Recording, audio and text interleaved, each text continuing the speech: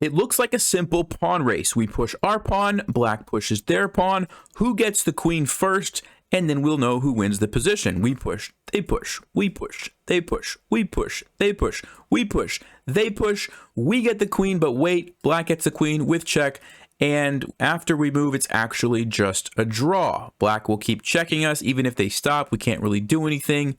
Easy draw, right?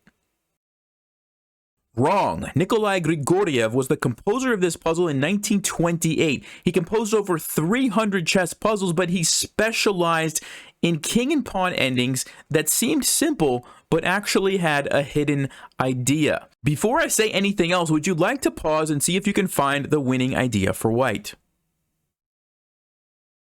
Well, if you had a chance to look at that, you may have been tempted to say the following line. We push our pawn, we push our pawn, we push our pawn, but right here, when black pushes the pawn, we don't get the queen. We just bring our king over, we stop the pawn, and then we get it next move. Pretty easy, right? It looks good in theory, but black has a special move. So what black is going to do when we play the move f4 is say, no, no, no, I'm not going to push my pawn.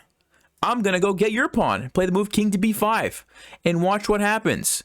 The king is just in time to stop our pawn. We're going to come over here, and this is also a draw. Now, by the way, a little trick for you, a bonus tip here.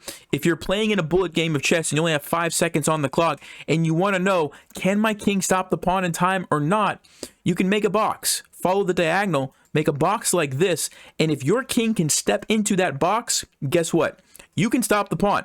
That's all you have to calculate. So you can very easily go boom, boom, boom. Yes, I can step into it, and you make the run with your king. Should be a draw, right? Wait a second, because white has a clever move which wins the game. What is white's best move and the only winning move in this position? Well, if you had a chance to look at that, it's the crazy move king to d4. And it has to do with the fact that, remember, the only way black could save the game before was by going to b5. But now, if black plays that, we will play king to d5 and shut out the king, and the king can no longer stop our pawn.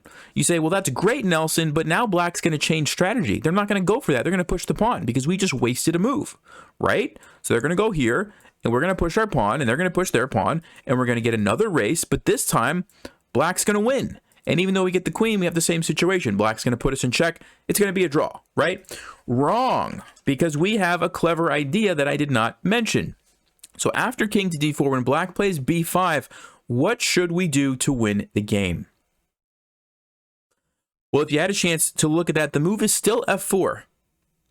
And the move is still f5. And the move is not f6.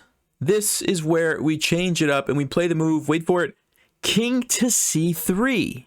And we're trying to stop the pawn, but you're probably thinking, well, we don't actually stop the pawn because the king just moves up and it's going to be supported. How did that help us? I'll show you exactly how. We push, they push, we push, and even though black gets the queen first, we get the queen with check, but on top of that, notice how we've pushed black's king to the edge of the board. This is crucial because watch what happens. If the king goes to here, we have checkmate immediately. And if the king goes up here, we have check. And then once the king is here, see if you can find the winning move.